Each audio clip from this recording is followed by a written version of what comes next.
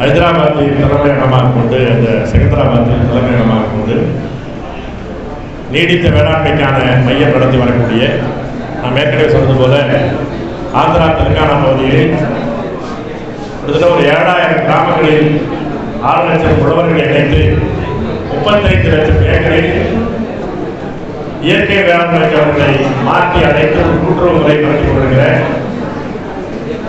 இயற்கை வேளாண்மையை ஒரு கோட்பாடாக மட்டுமில்லாமல் மிகப்பெரிய செயல்பாடாக மக்கள் திறன் செயல்பாடாக சாதாரண எளிய உழவர்களை திரட்டி நடத்தக்கூடிய ஒரு செயல்பாடாக நடத்தி கொண்டிருக்கிற முனைவர் ராம ஆஞ்சநேயர் அவர்களுக்கு சிறப்பு செய்கிற நிகழ்ச்சி. ராம ஆஞ்சநேயர் அவர்களுக்கு நம்முடைய மாநாட்டு குழுவினுடைய ஒருங்கிணைப்பாளர் முருகன் அவர்களுக்கு ஆலை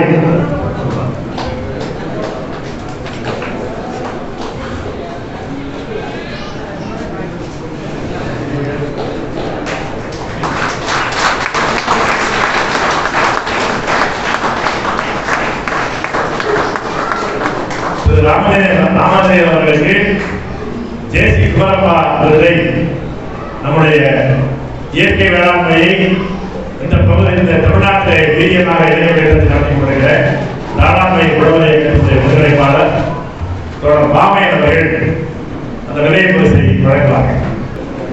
இந்த நிலைய பரிசில் நாம் வெளியிடுவது தெலுங்கானா மாநிலத்தில் உள்ள நீடித்த வேளாண்மை மையத்தின் செயல் இயக்குனர் முனைவர் ஜிவி ராமாஞ்சநேயுலு அவர்களுக்கு நீடித்த வேளாண்மைக்கும் உழவர்களின் வருமானத்தை அதிகரிக்கவும் அவர் ஆற்றியுள்ள அரும்பணியை பாராட்டி காந்திய பொருளாதார அறிஞர் ஜேசி குமரப்பா விருதை வழங்குவதில் பெருமை கொள்கிறோம்.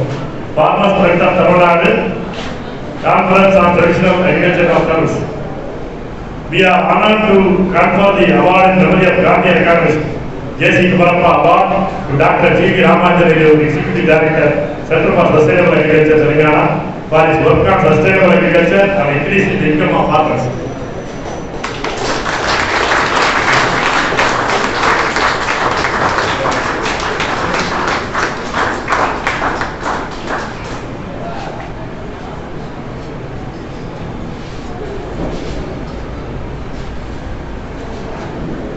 ஜேசி குமரப்பா குறித்த ஒரு ஆய்வு நூலை காவிரி நூலை ஒருங்கிணைப்பாளரும் நம்முடைய தமிழ் தேசிய பேரியக்கத்தினுடைய தலைவருமான தொடர் பிரேமணியன் அவர்கள் வழங்கி ராம ஆஞ்சநேயர் அவர்களை சிறப்பிப்பார்கள்.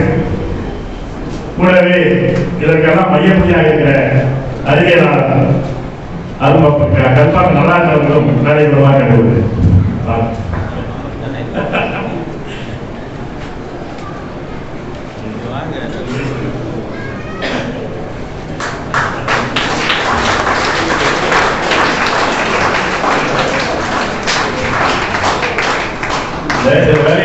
கண்ணு தெரியாத ஜப்பானிய ஊசி வந்து இருக்கும்.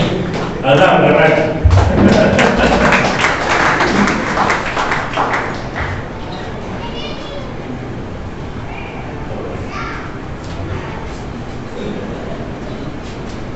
இப்போது இந்த மாநாட்டுடைய முக்கியமான சிறப்புரையாக முனைவர் ராமாஞ்சநேயர் அவர்கள் உரையாற்றுவார்கள். J.C. Kumarappa. The Gandhian economists who influenced many across the country about the rural economy and how we can make a difference to sustain the livelihoods at the farmers level, the village level. It's one of the greatest thinker in this area. I am really honored for this, and I really thank the Tamil Nadu Farmers Front for conferring this award to me. And this award is not just for me, it's for the lakhs of farmers who actually showed that transition is possible, who worked with us, who kept trust on us and then made a change in Andhra Pradesh and Telangana. So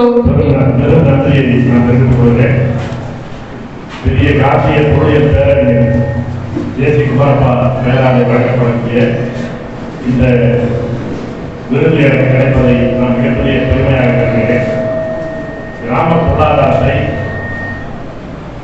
நீடித்த வேளாண்மையை முன்னெடுத்து செல்வதில் பலருக்கும் உத்வேகமான ஒரு மனிதராக ஜேசி குமரப்பா இருக்கிறார். இது எனக்கு தனிப்பட்ட முறையில் அளிக்கப்பட்ட விருதாக கருதாமல் என்னோடு சேர்ந்து பணியாற்றிய லட்சக்கணக்கான ஆந்திரா தெலுங்கானா உழவர்கள் முடியாது என்பதை சாதித்து காட்டியிருக்கிற முடியவர் சாதித்து காட்டியிருக்கிற அந்த உழவர்களுக்கு அளிக்கப்பட்ட விருதாக கருதி பெருமகிழ்ச்சி அடைகிறேன். We started this work in 2004, so nearly about 18 years back, in few villages to work with farmers to support sustainable agriculture. So by sustainable agriculture we mean two folds. One, ecologically sustainable. So how do we sustain environment? So your soil, water and environment, how do we sustain? And other hand, how do we get better incomes for the farmers so that farmers' livelihoods can sustain? So these are the two focus we started with in 2004, and we started with about 10 villages, working with small number of farmers in different districts of Andhra Pradesh. And then we gradually spread across the state, and we also believe it's not enough to work with farmers directly and show and establish models, but we also need to work with the government so that large scale change is possible. So that's where we started partnering with the state governments. So in Andhra Pradesh we could partner with the state government. Between 2005 to 2008 we could work with nearly about 30-35 lakh acres and then bring down the pesticide use in the state. And later on we started working in Maharashtra, Punjab and many other states, where we started looking, Sikkim for example, where we try to work with the farmers in transition towards organic agriculture. And later on we also try to organize farmers into cooperatives and link to the markets. So that's a framework which we were trying to work on. And when we were doing this, we also realized it's not just helping farmers to change which is sufficient. It's also public policy which need to change, because it's a policy is an ecosystem. For example, when India got independence 75 years back, India decided we had low food production, so we need to have a green revolution. But green revolution didn't happen overnight. It's not one just technology. ICR had a lot of research stations which tried to promote new technologies. Government of India established Food Corporation of India to procure, store and distribute. Government of India has come up with minimum support price policy. It has established a National Seed Corporation. It has established 61 agricultural research institutions and centers across the country. It nationalized banks. NABARD was established. So if you look at, there were number of policy changes which were brought in at that point of time. So it's an ecosystem which facilitated green revolution to happen. But unfortunately, over a period of time, when we have seen problems with this green revolution, we didn't make a change. We didn't adapt it to the change. So why this problem came in? If we understand that, the focus is only on two crops, focus rice and wheat, focus is only on two states, Punjab and Haryana, and rest of the country was left to its own decision. Say even today, after 75 years, nearly 60-70% of support from the government goes only for rice and wheat.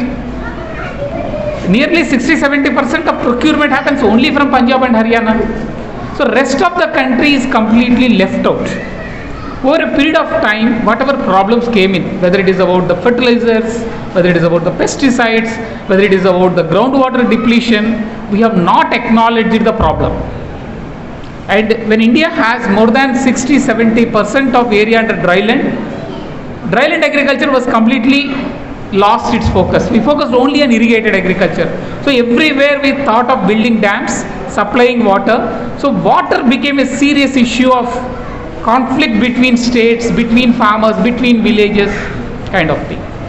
And now, after 75 years of independence, if we look back, where do we stand? It's more than 4 lakh farmers have committed suicide. There is a huge indebtedness across the country. So farm households are in loans, so they are unable to repay. On the top of that, the ecosystem has collapsed so much. We are at a situation where there is a compulsion for transition. We need to change. So from there, let's look at why this change, how this change can happen. 2004 எங்களுடைய முயற்சியை நாங்கள் தொடங்கினோம். நீடித்த வேளாண்மை என்பது 2 முக்கிய கூறுகளை கொண்டது. ஒன்று சூழலியல் கூறு, இரண்டாவது பொருளியல் கூறு. சூழலியல் கூறு சொன்னால் கெட்டுப்போயிருக்கிற நிலத்தையும் நீரையும் எப்படி பாதுகாப்பது, மீட்பது என்பது. இந்த பொருளியல் சூழல் சொன்னால் மீண்டும் மீண்டும் அதில் சிக்கிய உழவர்களுக்கு கடாரையாகி செத்துக் கொண்டிருக்கிறார்கள். இதிலிருந்து அவர்களை மீட்பது. இந்த 2 சிக்கல்கள் அதை நீடித்த வேளாண்மை என்று கூறியிருக்கிறது. முதலே ஆந்திராவிலே 10 கிராமத்தை நாங்கள் குறைக்கிறோம். ஒரு சில விவசாயிகள் தான் அதை இணைந்தார்கள். ஆனால் கொஞ்சம் கொஞ்சமாக நாங்கள் அதை முன்னெடுத்து செல்கிற போது அரசு இதை இணைத்தால்தான் இதை விரைவாக செல்ல முடியும் என்று உணர்ந்தோம். அதில் ஆந்திர மாநில அரசு எங்களோடு இணைக்கப்பட்டது. அதனுடைய விளைவாக 32 லட்சம் ஏக்கரில் இன்றைக்கு நீடித்த வேளாண்மைக்கு பெற்றோர் முடிந்திருக்கிறது. இது ஆந்திராவில் அதிகமாக இருந்ததை தொடர்ந்து மகாராஷ்டிராவிலே, பஞ்சாபிலே, சிக்கிமிலே இது விரிவடைந்துள்ளது. இந்த நீடித்த வேளாண்மையை, இயற்கை சார்ந்த வேளாண்மையை முன்னெடுத்து செல்வதற்கு அவர்களோடு இருக்கக்கூடிய ஒருங்கிணைப்பை, ஒரு கூட்டுறவை ஏற்படுத்துவது மட்டுமல்ல, இதை வாங்கி பயன்படுத்தக்கூடிய நுகர்வோரிடமும் அதை பற்றிய விழிப்புணர்வையும் கூட்டுறவை ஏற்படுத்த வேண்டிய அவசியம் இருக்கிறது. ஏனென்றால் இந்த பசுமை புரட்சி என்பது ஒரு தனித்த வேளாண்மையை மட்டும் பார்க்கக்கூடிய செய்தி அல்ல. முற்றிலுமாக ஒரு பொருளியல் கட்டமைப்பை சேர்ந்திருக்கக்கூடியது. இதற்கான தண்ணீர் தேவை, அதற்கான பெரிய பெரிய அறை கட்டமைப்புகள், இதற்கான ஆராய்ச்சி நிலையங்கள், ஐசிஏஆர் இருக்கக்கூடிய ஆராய்ச்சி நிலையங்கள், அதை கொள்முதல் செய்து வைப்பதற்கான உணவு கழகம், எஸ்ஐ கொண்டிருக்கிற உணவு கழகம், கொள்முதல் செய்வதற்கான குறைந்தபட்ச ஆதரவு எம்எல்ஏ இருக்கிறது, அதற்கான தேசிய விதை கழகம், அதுபோல பல்வேறு துறைகள், அந்த வேளாண்மை தொடர்பான பல்வேறு துறைகள் ஆய்வு செய்வதற்கான 61 ஆய்வு நிறுவனங்கள், இவை எல்லாத்துடைய சேர்ந்த ஒரு முயற்சியாகத்தான் இந்த பசுமை புரட்சி என்று தெரிவிக்கப்படும். இதனுடைய விளைவுகள் என்ன என்பதை நாம் பார்க்கிறோம். இந்த பசுமை புரட்சியில் எல்லோருக்கும் சமமான முக்கியத்துவமோ பார்வையும் கொடுக்கப்படவில்லை. எல்லா மாநிலங்களும் சமமான கவனிக்கப்படவில்லை. பஞ்சாபும் ஹரியானாவும் தான் இதனுடைய குவி மையமாக இருக்கிறார்.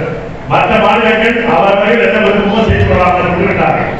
75 ஆண்டுகளை அனுபவத்திற்கு பிறகு பார்க்கிற போது 60-70 விழுக்காடு இந்த பசுமை புரட்சிக்கான முயற்சிகள் தான், அதற்கான முதலீடுகளுக்கான முயற்சிகள் எல்லாமே அரிசிக்கு, நெல்லுக்கும் கோதுமைக்கு மட்டும்தான் போயிருக்கு. அதுவும் பஞ்சாபுக்கு ஹரியானாவுக்கு மட்டும்தான் போயிருக்கு.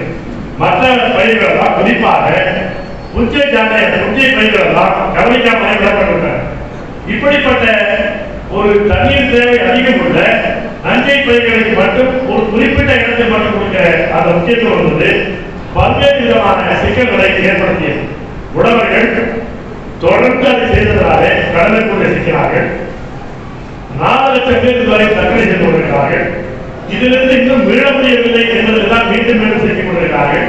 இதிலிருந்து மீட்பதற்கான ஒரு தேவையாக நீடித்த வேளாண்மை என்பதை நாங்கள் இறங்க வேண்டிய அவசியம் ஏற்படும். So if we look at the major problems today agriculture faces, I would classify from a production point of view, leaving aside the prices, economy side, there are 4 major problems which we see today. One is the climate change. The climate is changing, and that's what we are seeing today.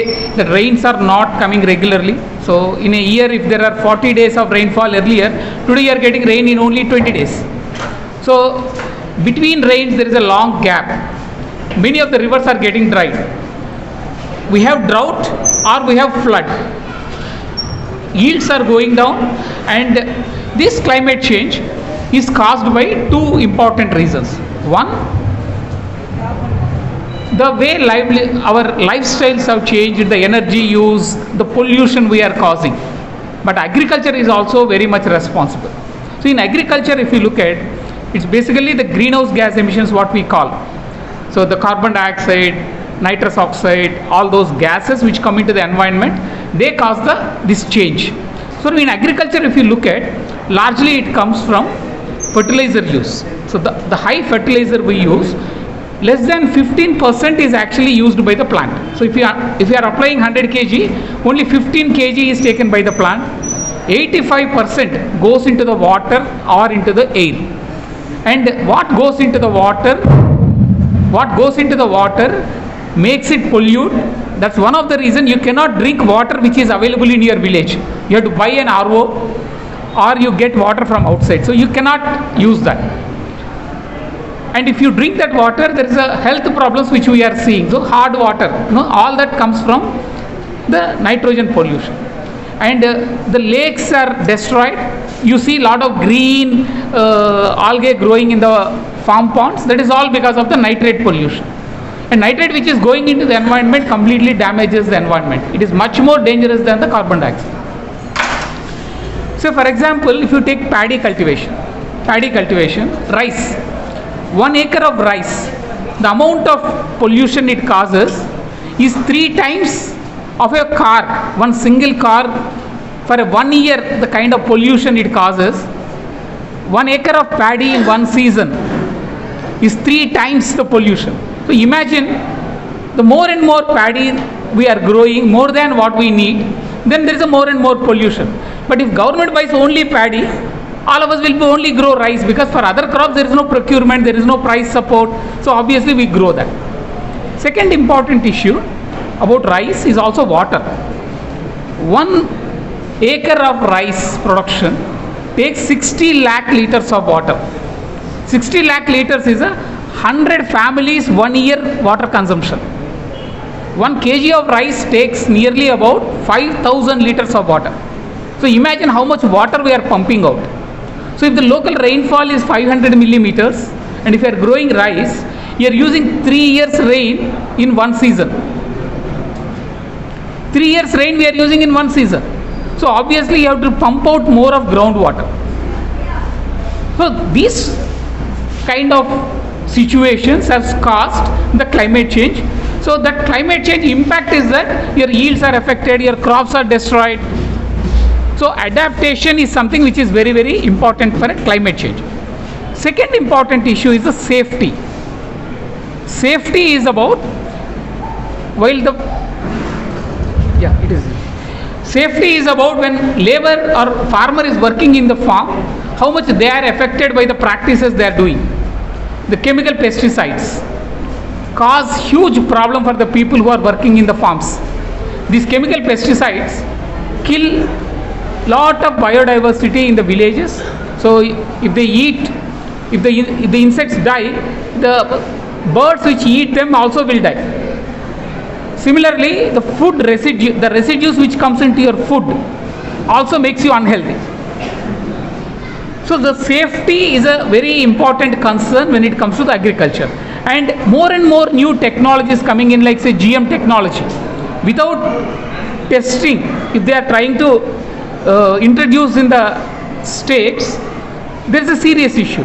And in 2002, exactly 20 years back, Government of India has introduced BT cotton. So 20 years later, there is no review done. What has happened with the BT cotton? What happened to the cotton farmers? And what are the environmental issues? Because the long-term problems can only be understood now. Without looking into BT cotton impacts, we got into BT brinjal, BT rice, BT bendi, several other crops, all are in pipeline.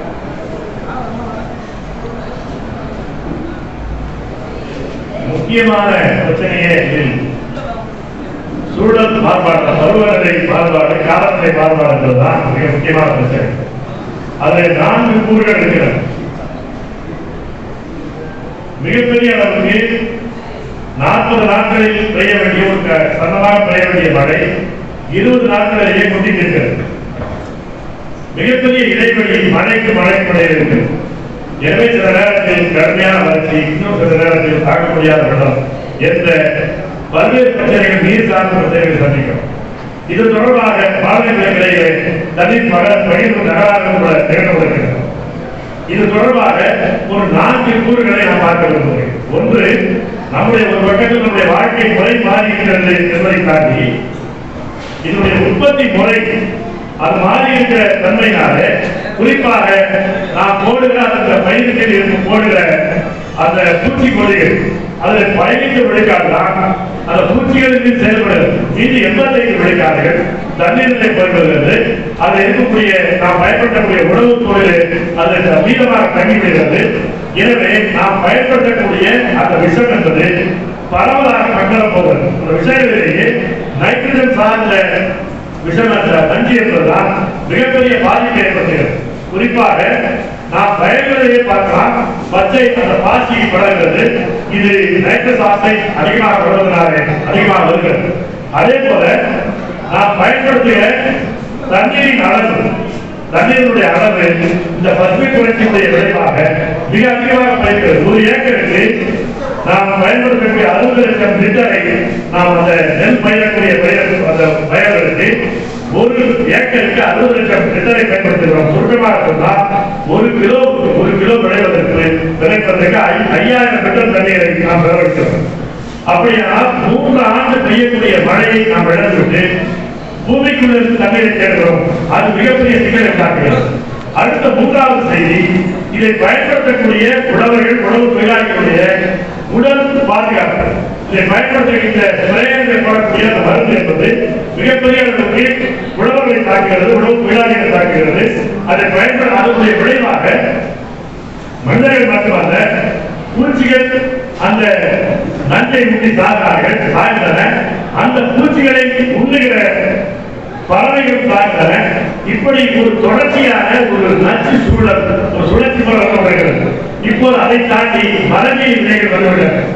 2002 பிடி cotton, பிடி பருத்தி என்பது அறிமுகப்படுத்தப்பட்டது. அது அறிமுகமாக 20 ஆண்டுகள் ஆகிவிட்டது.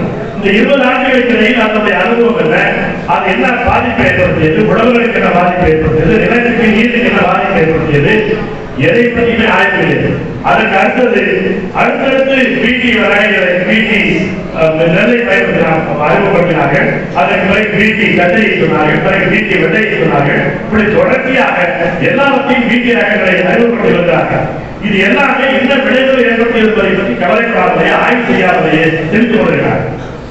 So, when we are talking about this and when we talk about alternatives, people say, regularly we hear from the government and many people say yield will go down and you cannot feed the nation. That's the whole question which comes in.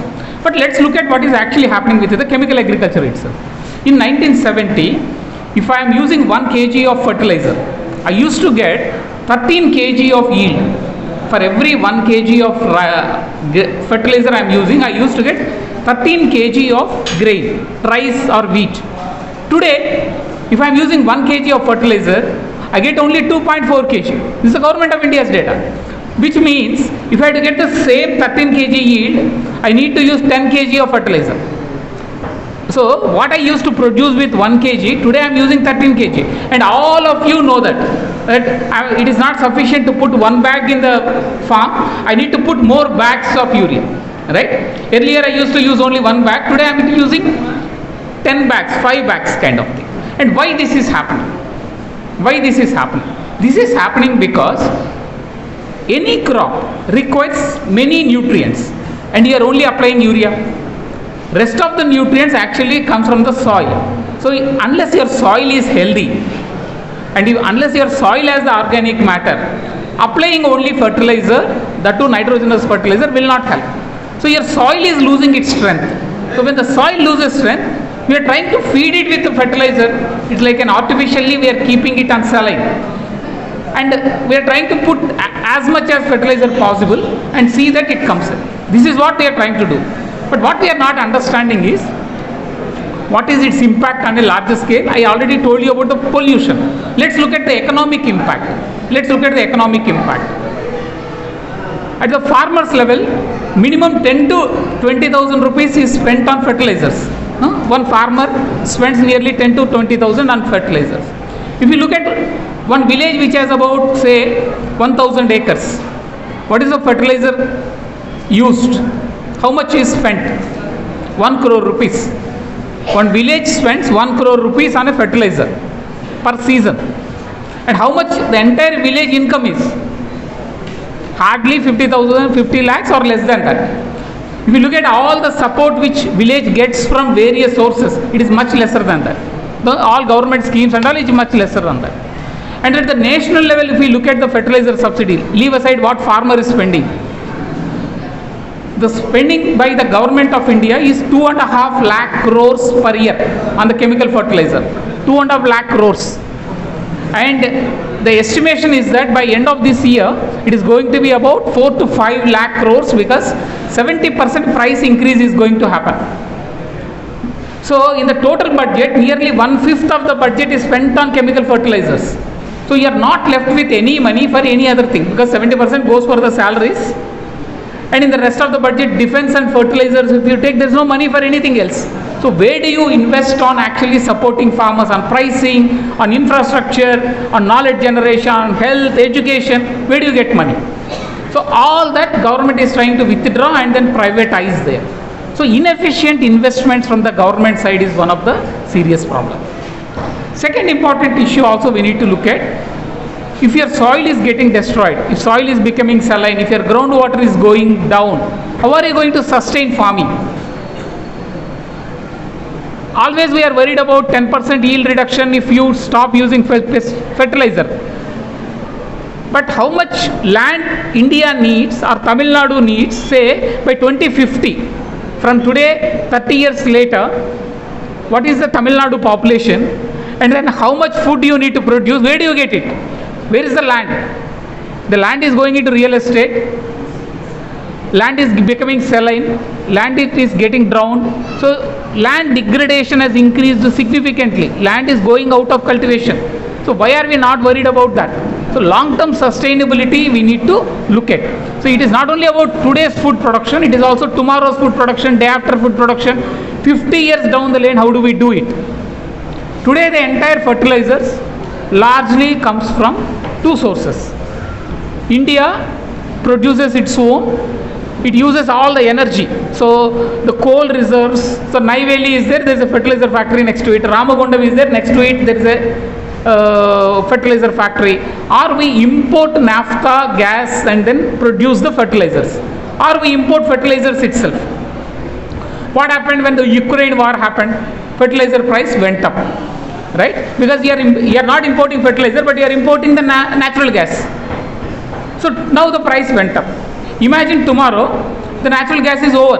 How long we are going to use natural gas or fertilizers or the pesticides or the coal?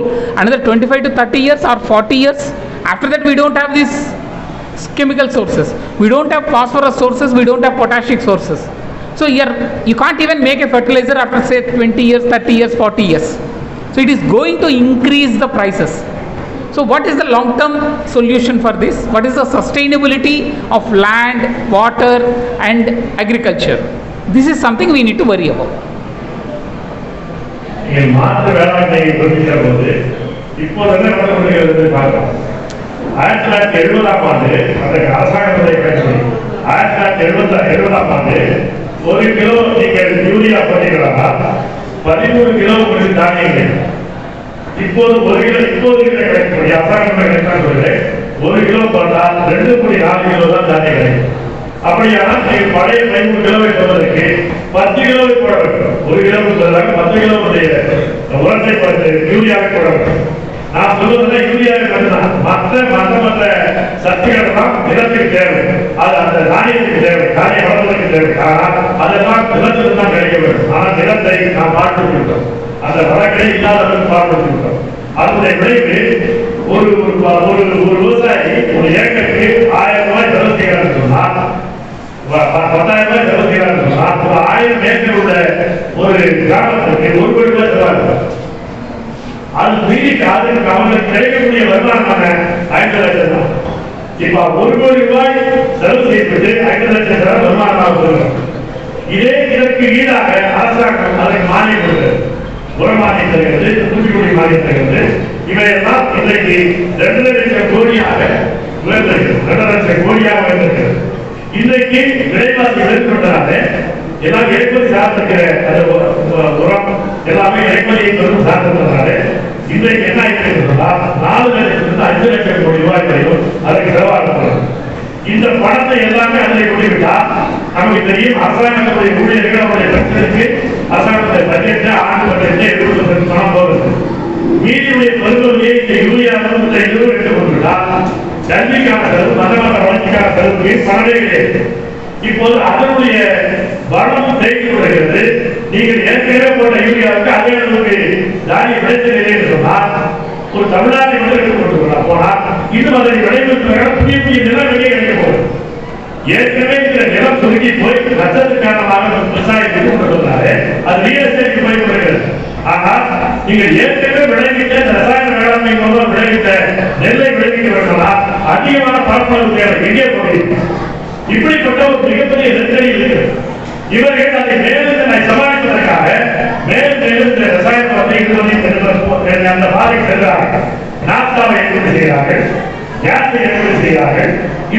இந்த கேஸுடைய வளம் கிடைப்பது என்பது ஒரு 20-30 நாள் அது அதிகபட்சம் 40 ஆண்டுகள் போகலாம். அதற்கு போய் எங்கே போகிறீங்க? எனவே இப்படியாக ஒரு புத்தித்தன்மை மாற்றி கொண்டிருக்கிறது. நீங்கள் பாஸ்பரஸுக்கும் பொட்டாசியத்துக்கும் நீங்கள் மேலும் மேலும் வெளியிலிருந்து இன்னும் செய்யலாம். எங்கே போய் நிற்கிறீங்க? ஒரு புத்தித்தன்மை நாம் இருக்கிறோம் என்ற அபாயத்திலிருந்து நான் பேசுகிறேன். So, if you are not going to change now, what happens is you need more energy. Coal is over, then you need nuclear. You clear your forest. So, this whole new demand for water, new demand for energy is as if we have unlimited resources. There is no unlimited resources available. Land is limited, water is limited, energy is limited. That's what we need to figure out. Within that, how do we find solutions? So what we try to do is, we try to look at across the country where the solutions lie. The number of farmers who actually did lot of alternatives, very good work. Namalwarji, Bhaskar Save, number of farmers across the country. So what we try to do is, pick up best practices, work with the farmers, at the village level create an ecosystem where farmers learn, experiment and change at their own convenience. Don't impose on them. Say, if you want to reduce pesticide use, reduce pesticide use. If you want to reduce fertilizer use, reduce fertilizer use. First get convinced about the change. Once farmers get convinced, then the change is quite possible. Between 2004 and 2008, like I mentioned, pesticide use has gone down by 50% at the state level.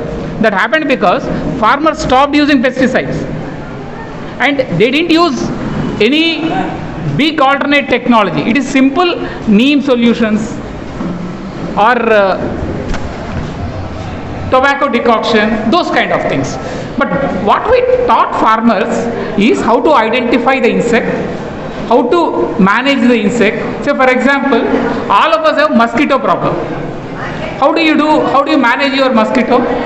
One, you use an all out in your home, which is a highly poisonous chemical. So in this room, if you want to kill, say 10 mosquitoes are there, if you want to kill the mosquitoes, entire room should get poisoned. All of us will get poisoned. Instead, if you just close the doors, we don't allow insects to come inside, we are safe. So you can use a net. So alternatives are much easier. And if there is no stagnant water, mosquitoes won't multiply. So like that, for every insect we could identify and then work with that. Similarly on the land, soil management. So we did a lot of extensive work across the country, identified the best practices, try to train the farmers. So we use the farmers as the resource persons and train other farmers. So replication became much easier across the states of Andhra Pradesh, Telangana and Sikkim and many other states, and now governments are also adopting the same practice. And whenever we talk about this, quick question comes up: what happened to the productivity? What happened to the cost? Did your cost increase? Did your productivity gone down? Can we meet the nation's food security? Let me answer these three questions. Productivity. Our 30,000 farmers data shows that over nearly about 6 years data, yield variation is not more than 5%. Yield variation is not more than 5%. Means, so if I am getting 100 kg, either I get 95, between 95 to 105. There is no major reduction. But my cost went down by 20%. All cost include, my cost went down by 20%. My productivity increased by 10%. So overall, if you look at, there is a benefit for the farmer. And there is no health hazards. So the cost on health went down significantly. Last year, Government of Andhra Pradesh has done data analysis for 9 lakh farmers. 9 lakh farmers. 9 lakh farmers data shows that yield has not reduced even by 5%. That shows that more farmers do it, more sustainability comes in. Say in the village all farmers adopt, then the pest problem goes down. So that's a transition which is quite possible. So if that kind of agriculture is supported, then major transition is possible. So whenever we talk about this one, people talk about Sri Lanka. Why Sri Lanka went into a problem? So if you look at actually Sri Lanka's situation, over a period of time, exactly like in India, the yields were going down. For every kg of fertilizer used, the yield was going down. And more fertilizer they have to use. And more fertilizer means you need to import, you need a lot of foreign exchange. And Sri Lanka also invested on various other developmental programs by borrowing money from the International Monetary Fund, China, and then World Bank and several others. So it has to repay.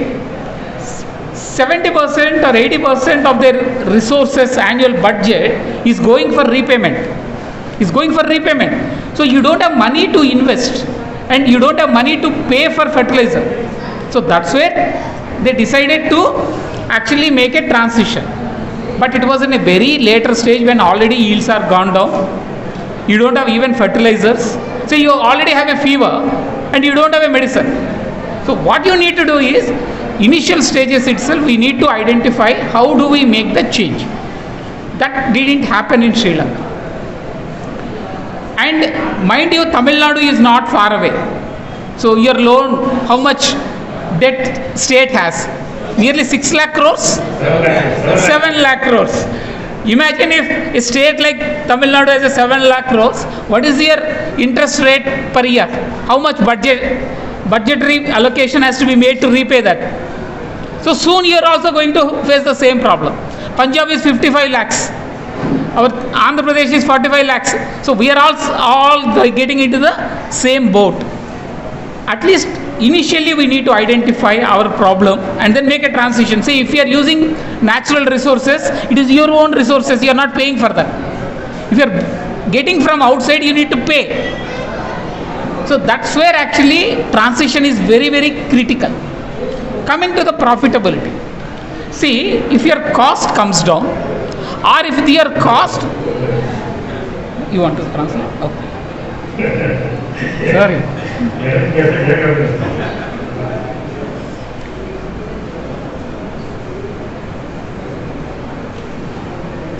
இப்போது நம்ம இதனுடைய அதிகமாக பயன்படுத்துகிற ஆற்றலை பயன்படுத்த வேண்டியிருக்கிறது.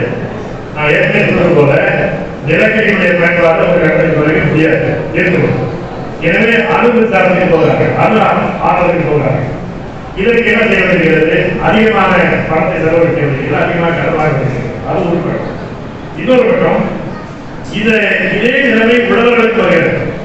இந்த உழவர்கள் இருக்கிற அந்த போடுகிற முதலீடு போல கிடைக்கவில்லை. இந்த நிலையில் தான் உழவர்கள் வேறு வழி இல்லாமல் மாற்றி அடி சிந்திக்க தொடங்கினார்கள். இங்கே நம்மாழ்வார்கள் அதற்கு வாய்ப்பு அறிவாளர் அவனுடைய வேலைகள் நாம் இதே முறையில் தான் நாங்கள் செய்கிறோம். ஆனால் என்ன செய்கிறோம் சொன்னால், உழவர்களிடத்திலே எங்களுடைய அறிவிலிருந்து எதையும் திணிப்பதில்லை. அவர்களுடைய அனுபவத்திலிருந்து இதை செய்தால் சரியாக என்பது நாங்கள் ஆலோசனை சொல்கிறோம். அவர்கள் செய்து பார்க்கிறார்கள். அவர்களே புதிய புதிய அனுபவத்தோடு கருத்துள்ளோடு வருகிறார்கள். அப்படி உழவர்களையே அறியாததாக, உழவர்களையே திறன்களுடைய கூட்டுக்கண்ணாக பயன்படுத்தி அவர்களை வைத்து அதை மேம்படுத்துகிறோம்.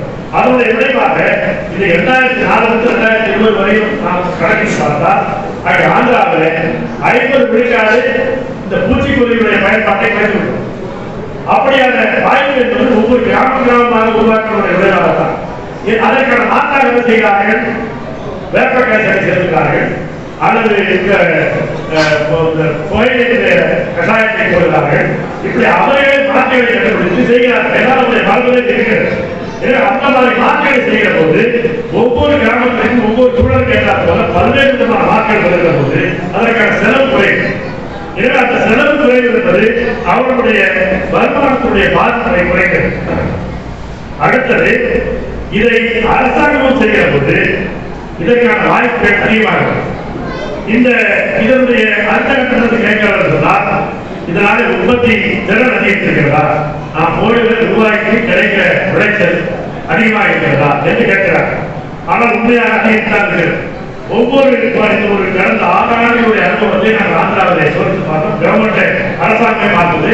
கிட்டத்தட்ட 9 லட்சம் உழவர்களை ஆய்வு செய்து அது முடிவு கொண்டது. ஏற்கனவே இருக்கிற தொடர்ச்சியாக இருக்கிற விளைச்சலில் 95 விழுக்காடாக குறைகிறது, அது 105 விழுக்காடாக அதிகரிக்கிறது. அதிகபட்சம் போனால் 5 விழுக்காடாக மாற்றங்கள் அதனுடைய விளைச்சல். ஆனால் அவருடைய லாபத்தில் 20 விழுக்காடு உயர்ந்திருக்கு தொடர்ச்சியாக. எனவே இது அரசாங்கத்துடைய கணக்கு. ஒரு 9 லட்சம் பேர் உழவர்களை இந்த இயற்கை வேளாண்மை மாறிய உழவர்களை அவர்கள் சோதித்து பார்த்தவர்கள் கணக்கிட்டு பார்த்தவர்கள் வந்திருக்கிற முடிவு. ஏனென்றால் அதனுடைய செலவு என்பது மிக முக்கியமானது. இன்னொன்று, இதனுடைய கொஞ்சம் கொஞ்சமாக இதனுடைய விளைச்சல்கள் அதிகரித்துக் கொண்டே இருக்கிறது. அதனுடைய நிலத்தினுடைய வளத்தை அதிகரித்திருக்கிறார்கள். இதற்கு மாறாக இன்னொரு உண்மை சொல்றாங்க. உற்பத்தி திறன் அதிகரிக்க என்பதற்கு நீங்கள் இந்த இயற்கை வேளாண்மை போனால் வேண்டும் இருப்பதற்கு இலங்கையில் உதாரணமாக சொல்றாங்க. இலங்கையில் இந்த இயற்கை வேளாண்மைக்கு வெளியேற்ற மாறியதால் மிகப்பெரிய வீழ்ச்சிக்கு போனார்கள், மிகப்பெரிய பொருளாதார நெருக்கடி சிக்கிக் கொண்டார்கள்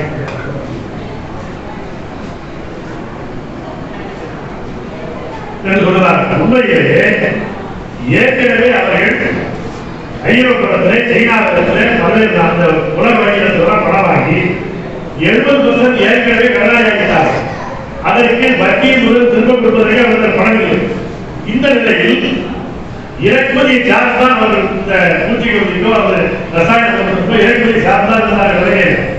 அந்த இறக்குமதிக்கு பணம் கட்டுவதற்கு இவர்களுக்கு வெளிச்சலாவது இல்லை. அந்த நெருக்கடியின் காரணமாக திடீரென்று நீங்கள் இந்த உரம் கிடையாது, பூச்சிக்கொல்லி கிடையாது, நீங்கள் ஆர்கானிக் இயற்கை வேளாண்மைக்கு மாறுங்கள் என்று தெரிவித்த போது ஒன்றும் செய்ய முடியவில்லை. ஏனென்றால் ஏற்கனவே சொல்வதற்கு பணம் இல்லை, இருப்பதற்கு கொடுப்பதற்கு பணம் இல்லை என்ற சிக்கலை அவர்கள் செய்வதை ஒரு முன்னெடுத்துக்காட்டாக செய்து அதுதான் சோதனை என்று வேண்டியது. ஆனால் இலங்கைக்கு ஏற்பட்ட நிலைமை என்பது வெவ்வேறு வகையில் ஏற்பட்ட அந்த மிகை செலவு கடனாளியாக மாறியது.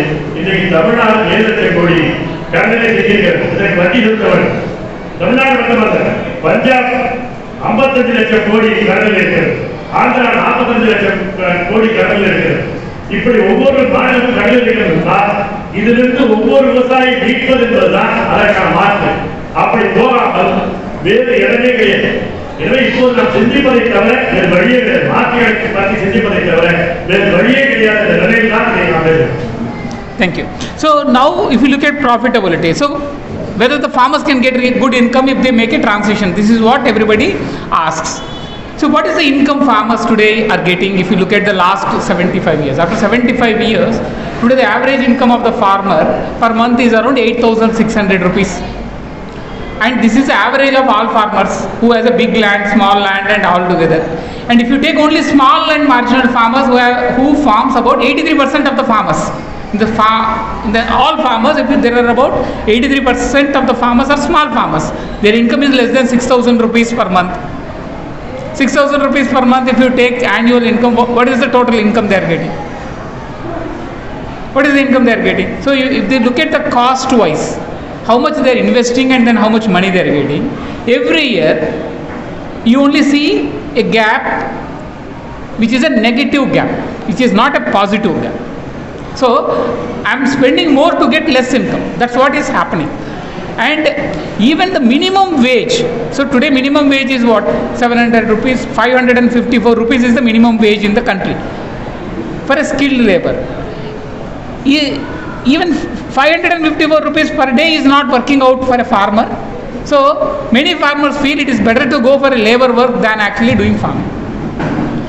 And the labor shortage which we talk about is mainly because agriculture is not very viable and we are not able to pay 500 rupees to the labor. So farmer is unable to afford labor.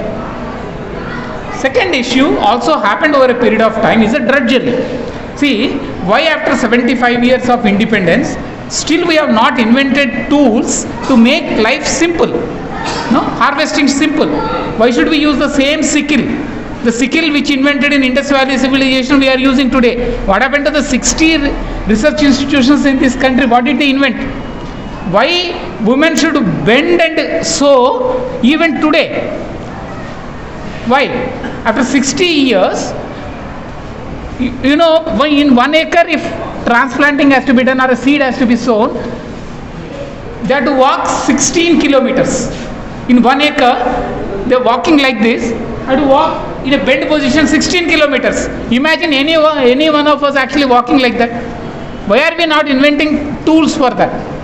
Instead, what we are doing is, we are not inventing tools to help women to do better job.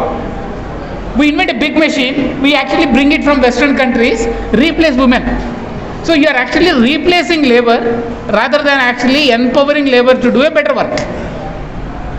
Any one of us needs tools. Say, I need a mobile phone, I need a microphone, it should help me. It should not replace me. See, there is an online session, Yogendra ji spoke to us. So it enabled long distance communication. See, technology should not replace Yogendra Yadav ji, right? It should enable that he can talk to you or I can talk to you. So technology should enable people to do better.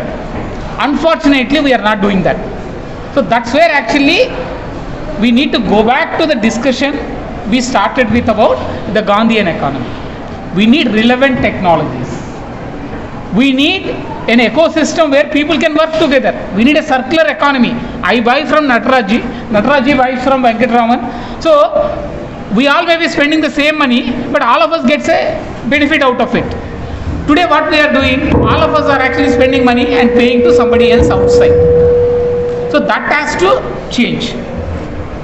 So towards that, what we try to do is organize farmers into cooperatives,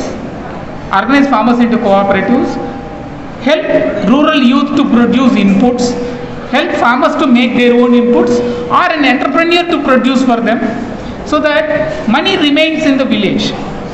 So if 1 crore rupees which is spent on inputs remain in the village, there is an additional income village gets. In addition to the price which they get for their product, they'll get this income. Productivity is a myth actually at the national level. Today we are producing 300 million tons of grain, 300 million tons of fresh fruits and vegetables. If entire India eats 3 times a day, we need only about 90 million tons. What is happening to the rest of the thing? It is all getting rotted in the warehouses. Even if our yield goes down by 3 times, our production goes down by 3 times, nothing is going to happen. We have that much yield which we are able to produce. 300 million tons of fresh fruits and vegetables, we eat only about 120 million tons. Rest of it is actually rotting because you don't have infrastructure facilities. So what we need to do is bring efficient infrastructure, bring efficient storage, invest there, and then diversify. Why only rice and wheat? Diversify, produce more, produce millets, produce pulses, produce oil seeds. Why are we importing pulses and oil seeds and trying to export what? Rice, which is completely a bad situation, because every rice you are exporting, every kg of rice you are exporting 5,000 liters of water. And there is a cost behind that. It's not just water. If Tanjavur exports rice, where are you getting water? You had a long fight with Karnataka and got that water, and now you are actually exporting it to some other country. So you are also not getting a benefit out of it. So why are we not utilizing it efficiently? Instead of 1 acre of rice, why can't we grow 10 acres of pulses? So instead of importing pulses from outside, why not we support pulses? And pulses doesn't need fertilizer, so I am not buying fertilizer. So instead of subsidizing fertilizer, why can't we subsidize pulses? You can easily increase the pulse price by 2,000 rupees per quintal, because you are not using that fertilizer, so you are not buying urea. So instead of that one, directly support them. So the support system should change. So in the policy level, the support system should change. So the one hand, we need to get farmers together, organize themselves, so that they can do a better planning. So why government of Tamil Nadu or government of India should plan what crop should be grown? Let the farmers decide what is good for them, what is suitable for them. Based on that, let them make a plan. Let the state decide what to procure. Why center should decide what to procure, where to procure and distribute? Let the state decide. Say your entire Tamil Nadu requires so much of rice, so much of millets. So this year you may not distribute rice, you may actually distribute millet. Today that is not happening. And what to procure also can be a decision by the state.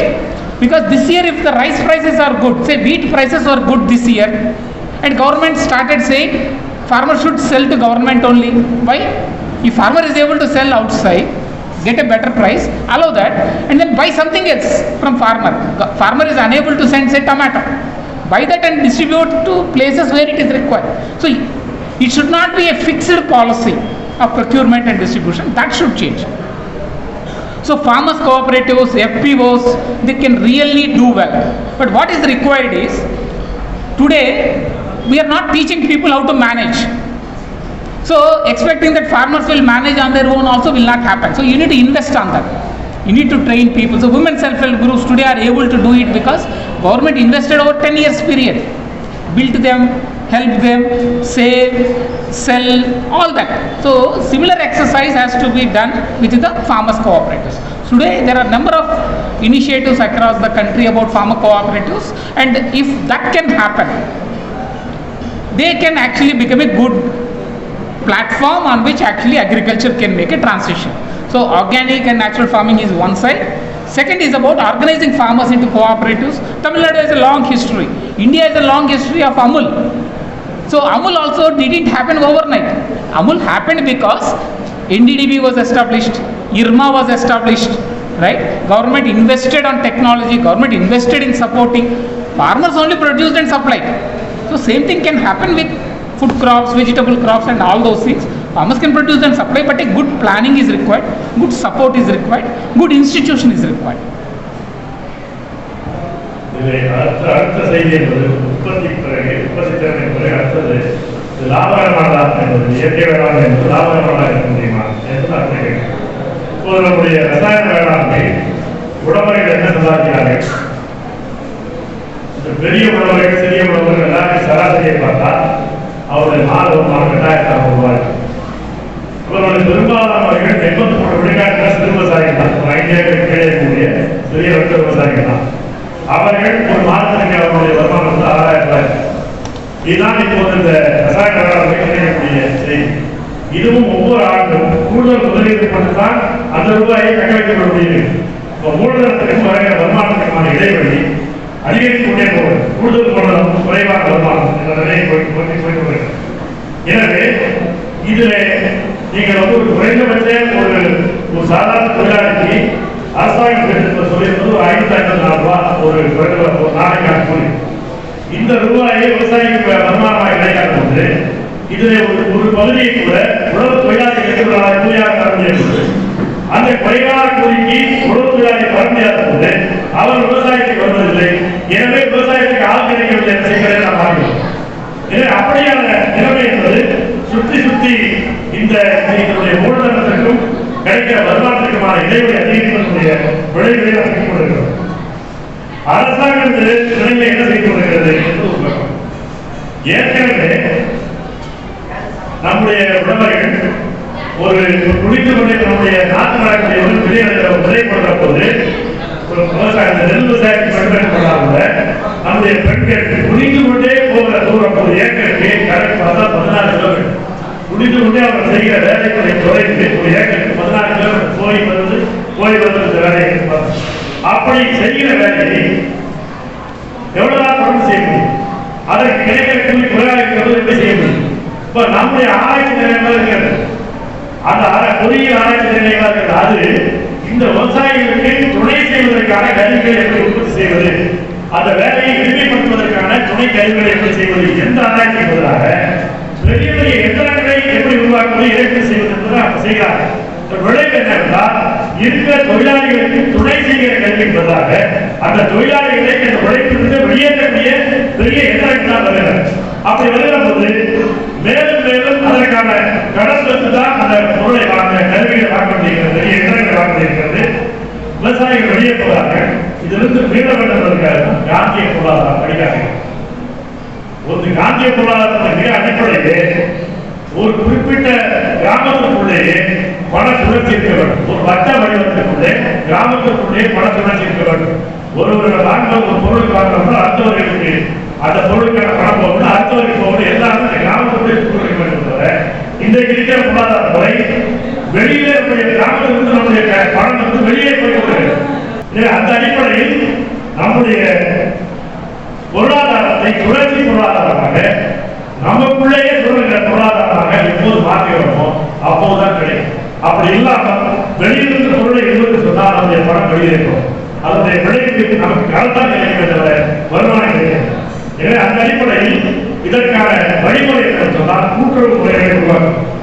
இந்த கூட்டுறவு பண்ணைகளை உருவாக்குவது, கூட்டுறவு இயற்கை வேளாண்மை முயற்சிகளை கூட்டுவது, அதன் மூலமாக அதை சுற்றி சுற்றி நமக்குள்ளேயே பணம் சொல்வது போல மாற்றிவிட முடியும்.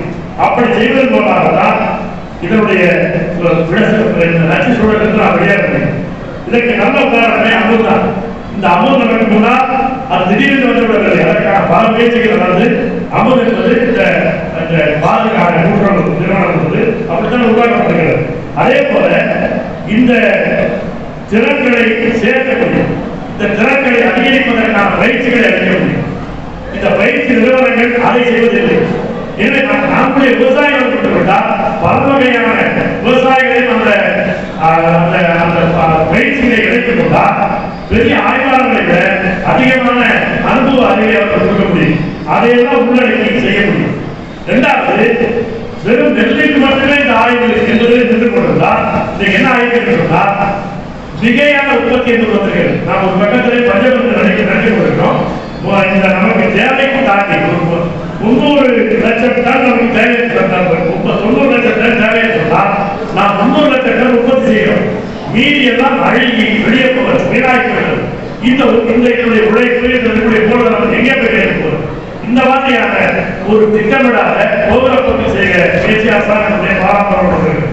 இன்னொரு பக்கம் இந்த நாம் இதற்கு முன்னால் நம்முடைய மரபு வேளாண்மைப்படி எல்லா பயிர்களையும் செய்துள்ளோம்.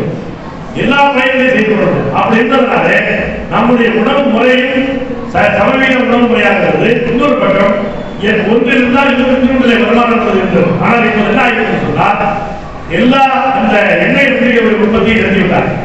எல்லாமே அரிசி கோதுமைக்கு தான் என்று கூறிட்டார்கள். இப்போது என்ன இருக்கிறது? எண்ணெய் விலைகளை ஏற்றுமதி செய்து வருகிறார்கள். உணவு எண்ணெய்களை ஏற்றுமதி செய்து வருகிறார்கள். இந்த அரிசியை ஏற்றுமதி செய்கிறார்கள். அப்படி அரிசியை ஏற்றுமதி செய்து சொன்னால் வெறும் 1 கிலோ அரிசி போகிறது சொன்னால் 5000 லிட்டர் தண்ணீர் வெளியே போகிறது போகும். அதற்கான மதிப்பீடு, அதற்கான பணம் வைக்க போகிறது என்பதை கணக்கிடுவதில்லை. அந்த அடிப்படையில் ஒரு மொத்தமாக ஒரு தலைகீழான பொருளியல் நடந்து கொள்கிறது. அது விவசாயிகளுக்கு கடுமையாக பாதிக்கிறது. எனவே எது லாபமோ அந்த லாபத்தை எங்கே கிடைக்குமோ அதை செய்வதற்கான சுதந்திரம் விவசாயிகள் கொடுத்த விலையை தீர்மானிக்கிறோம். அதே நேரத்தில் எனக்கு அதை விட லாபமாக வேலை உலகத்தில் கிடைக்கும் சொன்னால் விலை கிடைக்கும் சொன்னால் அங்கே கொடுப்பதற்கான வாய்ப்பு எனக்கு வழங்கப்படுகிறது. அரசாங்கம் எனக்கு எது சந்தை இல்லையோ, ஒரு தக்காளி சந்தை இல்லை, ஒரு பருப்பு சந்தை இல்லை சொன்னால் அதை வாங்க வேண்டும்.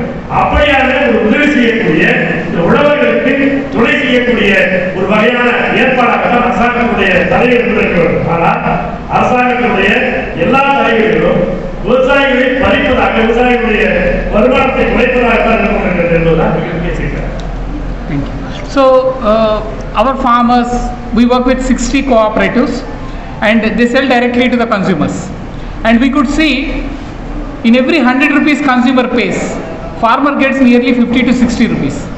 In the regular market, farmer gets 20 rupees. So if you are buying a vegetable at 100 rupees, farmer get only 20 rupees out of it. Rest of it goes to the several middlemen in between and the losses.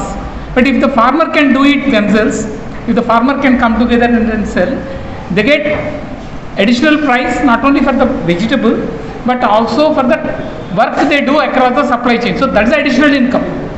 And also A grade may be sold to the buyer, consumer. B grade, C grade, we do a value addition. So instead of say very good tomatoes, good mangoes, we'll go to the market directly, we sell. B grade, C grade, we pulp it and make a pickle or dry it and then make another product out of it. So nothing is thrown out. So you get additional income out of it, additional work, additional income. So cooperatives will be certainly be a way we need to look at in terms of taking forward.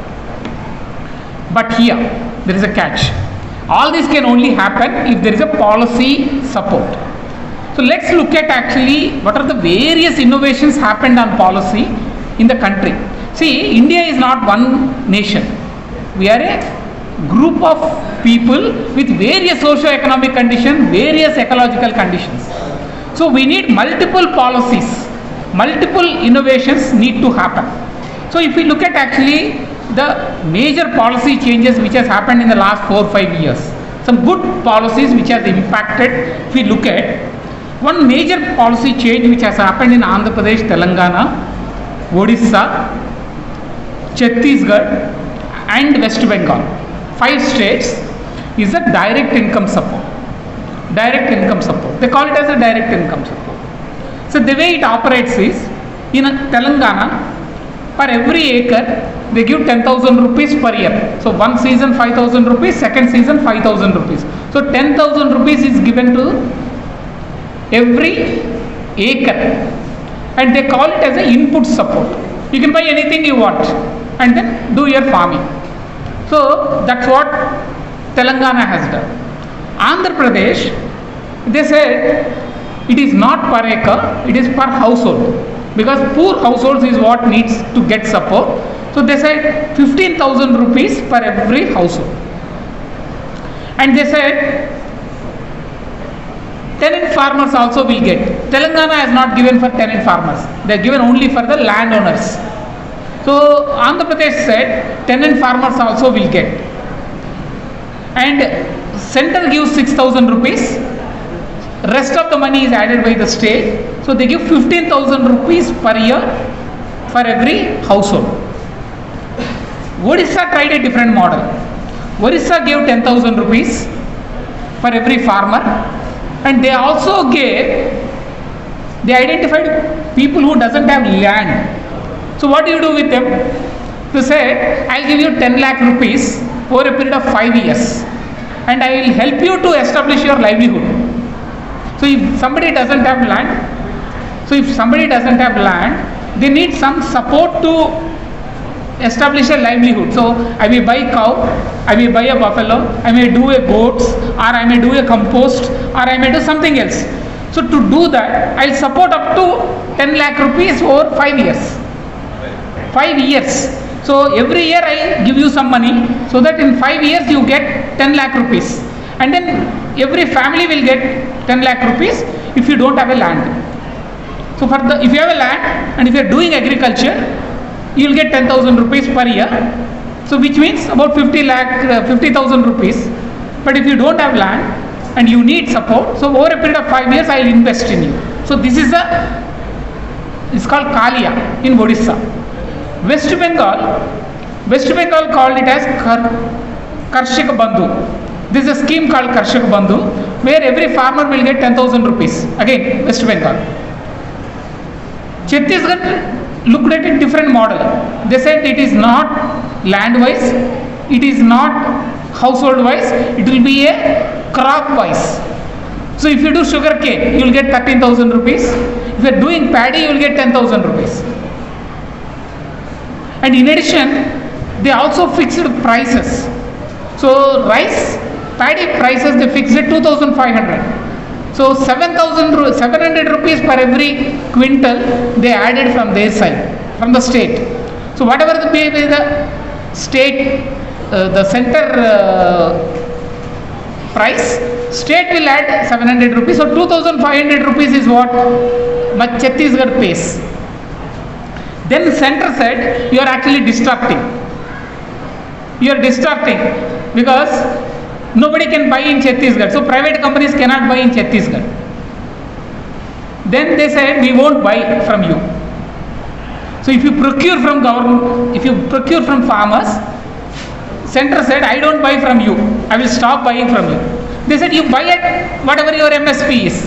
Rest is borne by us. Then they started supporting at the production level. So I won't distort the price, but I'll pay directly to the farmer every acre. So that's the kind of new innovations happening on the price front. And in addition to the prices, there is also new innovations happened on the insurance, which is again, which is very much required, and then we need to look at. Say Andhra Pradesh government insured the entire state. They said, I have 1.5 crore acres, entire 1.5 crore acres is insured. So individual farmers need not pay insurance. Entire land is insured. And then that entire land, every acre data is taken by the government officer. So it is not the responsibility of the farmer also. So if there is a crop failure, you will get a check. If there is a crop failure, you will get a check. Telangana tried a new insurance model. Telangana tried, they didn't try on the crop insurance. They tried a life insurance. They said all farmers are insured. The insurance payment is done by the government, 5 lakh rupees for every farmer. If death happens for any reason, there is a flood, there is an accident, a person has become old and died, or he has committed a suicide, still they will get a money. So all deaths, everything is covered. So that's a great innovation. So similarly, I would say, Centre started PM Kisan. Odisha, in addition to this, they started millet mission, where millets farmers are given additional money of 4,000 rupees. So there could be various ways of supporting agriculture. So that's where we need to look at when we talk about Farmers Income Commission. So Farmers Income Commission is not a single intervention. It should be a multiple intervention. What are those interventions? Intervention is about what is your cost of production, what is your price you are getting, what is your support you are getting from the government, fourth is what is your cost of living. So how do you balance these four? Today, balancing these four is the responsibility of the individual. Let that be the responsibility of the state. State make a calculation and say, this year, this area farmers didn't get good crop, so they need more money. This year there is a good market for this crop, this farmers doesn't need support, but somebody else will get support. So balancing this becomes much easier. Otherwise, entire support goes only for few states, entire support goes only for few crops, and rest of the farmers will always be waiting. And we'll all fight saying, I need this, but somebody will grab that. So you don't actually get benefit. So that's a transition which is actually required. So we need to look at state level Farmers Income Commission, which looks at all these things and identify the farmer. See, state should have a database of farmers who are actually cultivating, then pay them directly. And also, like the Telangana did or Andhra did, don't make it only 10,000. Link it to the inflation, right? Whenever you are increasing the salary of an employee, add the same inflation to the this farmers income support also, or you increase an MSP. If you increase fertilizer price, increase the price also. So balancing becomes responsibility of the government. So they cannot take an arbitrary decision that fuel prices will increase. The moment diesel prices increase, you also need to calculate how much is impact on the cost of cultivation. Accordingly, price should go up or income support should go up. So government should look at whether I should increase price, or I should increase income support, or I should increase a subsidy, or I need a policy to facilitate or a regulate. So I think the new framework of agricultural policy should come into that, and it should become state responsibility. State responsibility that every farmer earns decent income, 3 to 4 lakh rupees is what our calculation shows. And how do they get? Provide opportunity, and that's where change will happen.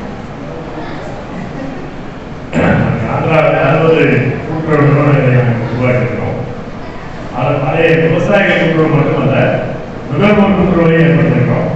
அதன் விளைவாக என்ன சொன்னால், விவசாயிகளுக்கு அவங்களுக்கு இருக்கிற அது காய்கறியோ பழமோ தானியங்களோ 100 ரூபாய்க்கு விளைவிக்கிறது சொன்னால் 60 ரூபாய் நேரடியாக விவசாயிக்கு கிடைக்கிறது.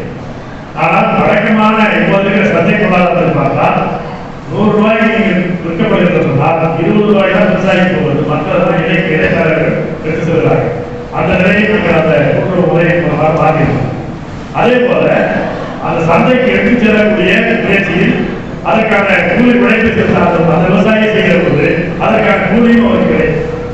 தன்னுடைய விளைச்சலை தான் அவர் சந்தைக்கு எடுத்து சென்றால் கூட அதை எடுத்து செல்லக்கூடிய தூக்கு கூலி இருக்கிறது, சுமை கூலி, அதுவும் அவருக்கு அப்படியாக ஏற்பாடு இருக்கு. அது அந்த இதற்கான அடிப்படை ஒரு கொள்கை ஆதரவு அரசாங்கத்துடைய கொள்கை ஆதரவு. அரசாங்கம் சொன்னால் தெளிவாக வைத்துக் கொள்ளுங்கள், இந்தியா ஒரு தேசம் அல்ல. இந்தியா ஒரு தேசம் அல்ல. இந்தியா முழுவதற்கும் ஒரு நிலை, இந்தியா முழுவதற்கான ஒரு கொள்கை என்பது முடியாது. ஒவ்வொரு மாநிலத்திற்கும் ஏற்றால் போல கொள்கைகளை அந்தந்த சூழலுக்கு ஏற்றால் போல மாற்றி அமைக்க வேண்டும். இப்போ நம்ம ஆந்திரா, தெலுங்கானா, சத்தீஸ்கர், மேற்கு வங்காளம் இது போன்ற மாநிலங்கள், ஜார்க்கண்ட் மாநிலங்கள் தான் பல்வேறு வகையான உதவிகள் செய்கிறார்கள். அரசாங்கம் உதவிகள் செய்கிறார்கள்.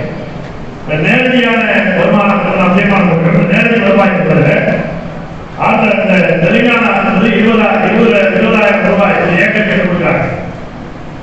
ஆந்திரா என்பது ஒரு குடும்பத்துக்கு பயன்படுத்த கொடுக்கிறாங்க. ஆந்திராவில் ஒரு வாய்ப்பு ஒரு ஏக்கருக்கு பயன்தான் 20,000 தெலுங்கானா கொடுக்கிற போது நிலம் உடனடியாக தான் கிடைக்கும், குத்தகை விவசாயம் கிடைக்கும். ஆனால் ஆந்திராவில் சாகுபடியான குடும்பங்களுக்கு ஆண்டுக்கு 12,000 ஏக்கருக்கு 12,000 கொடுக்கிறாங்க. எனவே சாகுபடி செய்யக்கூடிய குத்தகை விவசாயம் தான் அவர்களுக்கு கொடுக்கிறது. அதுபோல இப்போ அதில் அந்த 15,000 6,000 ஏக்கர்கள் இந்திய அரசாங்கம் கொடுக்கிறது.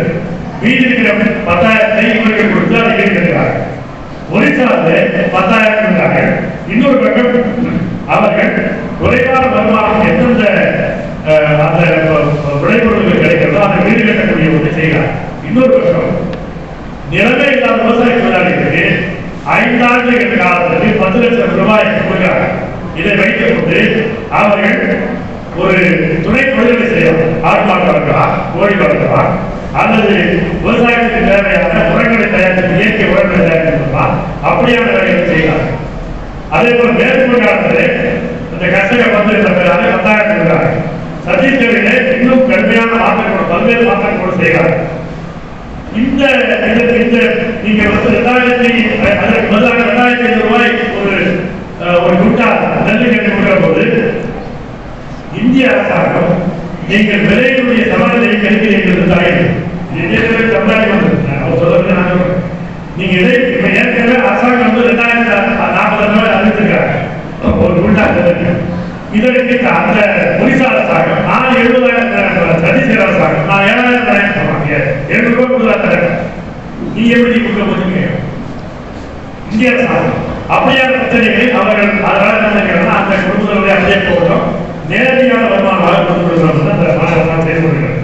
அதெல்லாம் இந்த இன்சூரன்ஸ் ஆந்திர அரசாங்கம் விளைநிலங்கள் அனைத்திற்கும் விவசாயிகள் ஆந்திர அரசாங்கமே இன்சூரன்ஸ் ஒவ்வொருவருக்கும் என்னென்ன இழப்புகள் இருக்கோ அந்த கணக்கை அவர்கள் சொல்லுறாங்க. அது அரசாங்கம் ஆந்திர. தெலுங்கானாவில் இந்த இன்சூரன்ஸை ஒரு அந்த பயிர்களுக்கான இன்சூரன்ஸ் என்பதற்காக விவசாயிகளுக்கான வாழ்நாள் இன்சூரன்ஸாக இந்த ஆயுள் காப்பீடாக வைத்துள்ளாங்க. 5 லட்சம் ரூபாய். நீங்கள் எந்த வகையில் இழப்பு கண்டாலும் அந்த விபத்து சென்றாலும் சரி, சாதாரணமாக சென்றாலும் சரி, நோயா சென்றாலும் சரி, தற்கொலை செய்துள்ளாலும் சரி, எல்லோருக்குமே அந்த விவசாயிகளுக்கு அந்த இன்சூரன்ஸ் மூலமாக 5 லட்சம் ரூபாய் கிடைக்கிறது ஏற்பாடு செய்திருக்கிறார். இப்படியான நேரடியான வருவாய்க்கான பல்வேறு மாதிரிகள் இருக்கிறது. ஒரிசாவில் வெவ்வேறு மாநிலம் செய்கிறார்கள். இதெல்லாம் செய்வது என்பது மாநில அரசாங்கத்தினுடைய கடமையாக வைக்கப்படுகிறது. இதற்கு இந்தியா முழுவதுக்கு நான் திட்டப்படுவது இந்தியா முழுவதும் கொடுப்பதற்கு முடியாது. ஒவ்வொன்றுக்கு ஏற்றால் போல மாறுபட்ட முடிவெடுக்க வேண்டும். இதை பல்வேறு மாநிலங்களில் இன்னும் செழுமைப்படுத்தப்பட்ட திட்டங்களை கொண்டு வர முடியும். சாகுபடியாளர்கள் நேரடியாக கொடுப்பது இப்ப நீங்க ஒரிசாவில் சொன்னால் கருப்புக்கு சொன்னால் 13,000, நெல்லுக்கு சொன்னால் 10,000. எதற்கு அதிகமாக செலவாகிறதோ அதற்கான இழப்பீடு அதிகமாக கொடுத்தாங்க. அதுபோல பல்வேறு மாற்றப்பட்ட முயற்சிகள் செய்யலாம். சாகுபடியாளர் கொடுப்பது, இந்த முதலீடுக்கான நீங்க இருபது செலவுக்கு ஏற்றால் கொடுப்பது, அல்லது இன்சூரன்ஸ் ஆகவும் இல்லாமல் கொள்முதல் விலையாக கொடுப்பது என்று பல வகைகளில் இதற்கான நேரடியான வருமான இழப்பீடு என்பதற்கான வழிமுறைகளை யோசிக்கலாம். மாற்றங்களை நாம் முன்வைக்கிறோம். Thank you. So, coming to the end actually. So, what do we do? How do we go forward? I think that's what we need to look at. I think There are a lot of solutions which were tried out. Some work, some didn't work. Learn from that and then adapt to our situations. I think that's what one need to look for. So if we can compile all these things, look at what worked, what didn't work, it certainly helps. Two important changes I would, what I have seen which were worked. Say market, for example. Market prices are always an issue. So in Andhra Pradesh, what we tried is, we tried to look at the biggest temples. Tirumala temple, Balaji temple. If you look at their annual consumption, it's huge. So we had a discussion with the Tirumala temple, will you go organic and buy directly from the farmers? So last year on an experiment we bought 1500 tons of chana dal, it's a Bengal gram, and when we made the calculation, the price at which temple buys, same price they bought from the farmers, but farmers got, so with the farmer level we said you get 15% over the minimum support price or 10% over the local market price, whichever is higher. Still temple got at the same price. And seeing that this time temple decided they will buy everything from farmers, 12 commodities. And 12 commodities, today we are looking at nearly 10 districts. Nearly 20% of our farmers will get market only in Tirumala temple. So market doesn't mean only the retail market in the street side. Temples, schools, colleges, there could be many more. So we need to actually innovate on that. Let's not look at only depending on the government. What is government role is to facilitate what you want to do. Government is not the market. Government is not the market. Government is not the knowledge provider. Government is not market. Government is not an institution supporting you. Government is not a market. So what you need to do is, government is a facilitator to you. It should invest. Its role is to invest, to give you money. And then let us decide, let farmer decide how to go forward. So let's make government responsible for the well-being of the farmers. Let's not depend too much on the government to do everything. Then only we all can do our work. Today what is happening is, government decides what we all have to do. Right? That's what is happening. So that's a change I think is what we need to do. So from my side, what I can offer to all of you is, all of you can come, talk to the farmers. You don't need to listen to me. Go to the villages, talk to the farmers, pick up what is the best practices. Practices in terms of production, practices in terms of organizing farmers, or practices as a policy, what government is doing. Pick up best and then formulate your own policy, because what is good for you, you only can decide. And what is good for the farmer, farmer only can decide. Let's not decide for them. Till now the problem is that somebody sitting in Delhi decides what to grow, at what price to buy, where to sell. So let's move away from that, let farmer decide. And let's empower farmers to do it. I think that's what was the dream of Gandhian economy, Kumarappa. Several people thought about Gram Swaraj. And that can only happen if we think differently. So I think that's where we all should make a beginning. Thank you very much for giving me this opportunity to share.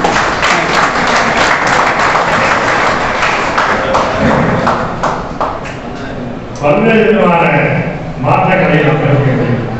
ஏற்கனவே இருக்கக்கூடிய பல்வேறு தத்துவங்கள் படிப்படைகள் இருக்கின்றது. நமக்கு எது பொருத்தமோ அதை எடுத்துக்கொள்ளக்கூடிய தேவைகள். உதாரணமாக ஆந்திராவில் சந்தை என்பது நேரடியாக ஒருவருக்கு கொடுப்பது மட்டுமல்ல, திடீர்னு யோசிக்கிறோம். இந்த அங்கே திருப்பதி கோரிக்கைகளே அது மிகப்பெரிய நிகழ்வு. எனவே அங்கே அவர்களோடு பேசணும், அந்த திருப்பதி தேவஸ்தானத்தோடு பேசணும். அங்கே நாம் என்னென்ன பொருட்கள் இருக்க முடியும் பேசணும். விவசாயிகளுக்கு சுதந்திரத்தை கொடுக்கணும். நீங்கள் உங்களுடைய விளைபொருட்களை அரசாங்கத்தினுடைய குறைந்தபட்ச அடிப்படை விளைக்கிற எம்எஸ்பி அதை விட 15% கிடைத்தாலோ, அல்லது உள்ளூர் மார்க்கெட்டில் உங்களுக்கு கிடைக்கக்கூடிய விலையை விட 10% கூடுதலாக கிடைத்தாலோ கொடுத்து விடுங்கள். அதுக்கே நம்ம கொண்டு அவசியம் என்ற ஒரு வாய்ப்பை விவசாயிகள் கொடுக்கணும்.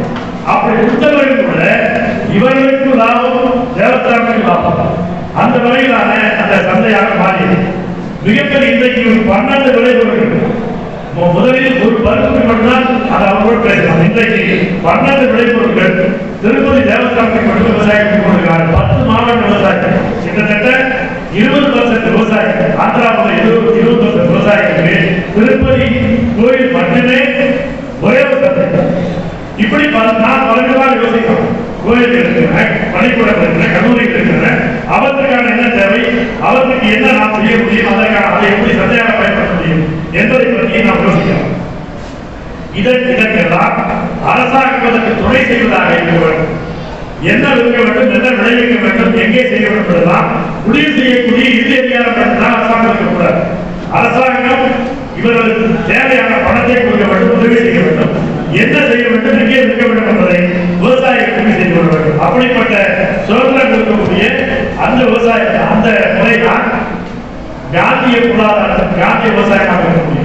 எங்கேயோ டெல்லியில இருந்து கொண்டு எந்த மூலையில் யார் விவசாயத்தை எந்த விவசாயம் செய்ய வேண்டும், என்ன விளைவிக்க வேண்டும் என்பதெல்லாம் அவர் முடிவு செய்வது என்பது விவசாயத்தை வளர்ப்பதற்கு பயன்படாது. அப்படிப்பட்ட முறையில் நாம் நமக்கான முயற்சிகளை செய்யலாம். உங்களுக்கு தனிப்பட்ட முறையில் என்னுடைய வேண்டுகோள் என்ன செய்யணும் சொன்னா, பாருங்க, எங்களுடைய பகுதிக்கு பாருங்க, வந்துவிட்டு என்னோட பேச வேண்டாம். இங்க இருக்கக்கூடிய கட்சி தரக்கூடிய எங்களுடைய ஆசிரியர்களோடு பேச வேண்டாம். விவசாயிகளை சந்தி அவர்களோடு பேசி உங்களுக்கு என்ன உங்களுக்கு பொருத்தமோ அதை மாற்றிக் கொள்ளும். அந்த அடிப்படையில் நாம் இணைந்து செயலாற்றுவோம். அதற்கான ஒரு வாய்ப்பாக பயன்படுத்திக் கொள்கிறேன். இதற்கான வாய்ப்பை வழங்கியதற்கு நன்றி. Any questions? Should I take questions? How the state government and union government is giving green signal to all your exercise when the entire economy, especially agriculture economy or any economy, is controlled by the WTO and the corporates. That is the question number 1. How they are giving green signal. Second question, the Shanthakumar committee recommendations and the government, Shanthakumar and the union government is towing on the line of that recommendation which says don't increase the price for the farmers, and how the state government is not being resisted, the farmers are giving to the farmers, and the union government is how it is not resisting. Yeah. So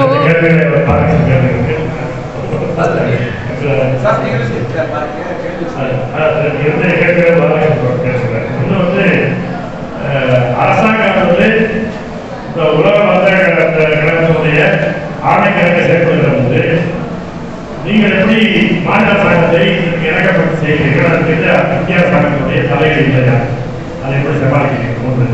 இரண்டாவது, சாந்தகுமார் குழு என்பது பரிந்துரைப்படி அரசாங்கத்தினுடைய எல்லா அதற்கான உதவி செய்வதையும் தடுத்து அவர் சொல்லுகிறார். இதை எப்படி நீங்கள் செயல்பட்டு கொண்டிருக்கீங்க, அதை அந்த முக்கிய அரசாங்கம் அதை தலையீடு செய்யவில்லையா, அதற்கான ஆணை இல்லையா?